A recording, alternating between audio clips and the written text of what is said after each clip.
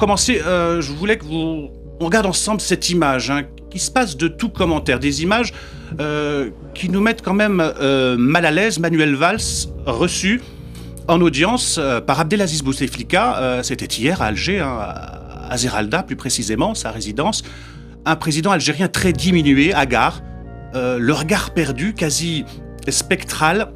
Il ne s'agit pas de tourner en dérision l'image d'un homme âgé et malade. Personne de normalement constitué ne pourrait le faire. Le souci, c'est que cet homme est président de la République algérienne démocratique et populaire.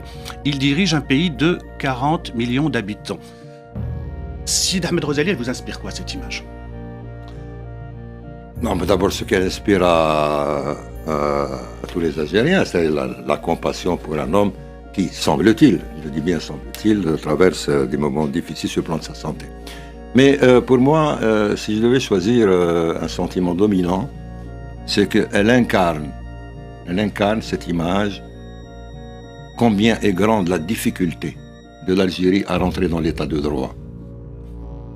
Et si vous faites l'analyse de tous nos problèmes, vous allez toujours remonter à ce problème, à cette origine, cet art institutionnel, depuis l'indépendance. Mais sur le cas précis du président Bouteflika. Le cas précis, on a parlé on en parle depuis qu'il a eu un AVC, mais en fait, il a été très malade depuis 2005. Donc, la question de la maladie du président... On a parlé d'atteinte au prestige et à l'honneur de l'institution de la présidence de la République. Est-ce que ça, c'est pas une atteinte au prestige et à l'honneur du président de la République de le montrer comme ça ? Mais ceux qui parlent d'atteinte, il faut voir de qui c'est. Ceux qui parlent d'atteinte au prestige de l'Algérie, le prestige de l'Algérie est terriblement atteint par le fait qu'on a un président qui n'est pas président, qu'on a un président qui est censé être élu par le peuple, mais qui n'a pas été élu par le peuple, n'a jamais été élu par le peuple. Donc, et qu'on a un président qui manifestement, en tout cas selon les apparences, n'a pas les moyens de gouverner, et pourtant l'Algérie est soi-disant gouvernée. Je rappellerai, et ça on très rapidement, parce qu'on fait le tour de table. Je rappellerai qu'en 17 ans de gouvernement, il y a eu 17 gouvernements. M. Bouteflika a nommé 17 gouvernements. Ça, les gens ne le soulignent pas assez quand ils parlent des remaniements auxquels on assiste au DRS. Yves Bonnet, cette image d'un président... très diminué.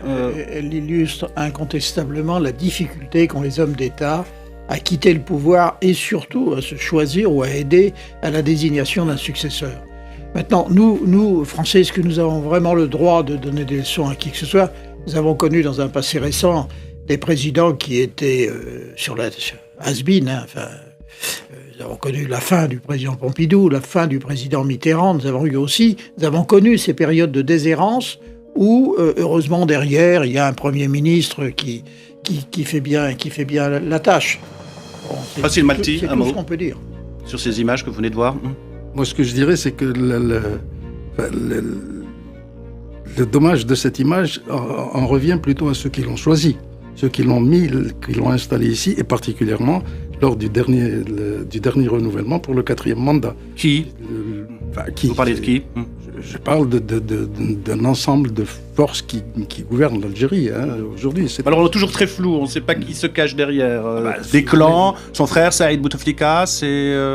Entre autres, il n'y a pas que lui. On ne sait pas qui, mais ceux qu'il désigne ne sont certainement pas ceux que la Constitution désigne comme devant gouverner l'Algérie. C'est ça le problème de l'Algérie. Nicolas Beau, un commentaire. Je crois que le président Bouteflika est dans l'état intellectuel, mental de celui de François Mitterrand à la fin de son deuxième mandat, 93-94, à une grande différence près. Pourtant, Laurent Fabius parle d'une grande alacrité. Non, ça, bon, il fait ça.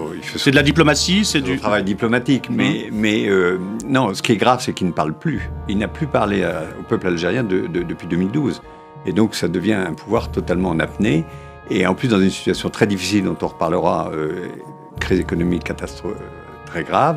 Et il n'a plus, effectivement, les moyens aujourd'hui physiques, intellectuels, de répondre aux situations d'urgence qui sont celles de l'Algérie. Une Algérie en apnée, un pouvoir totalement autiste. Alors,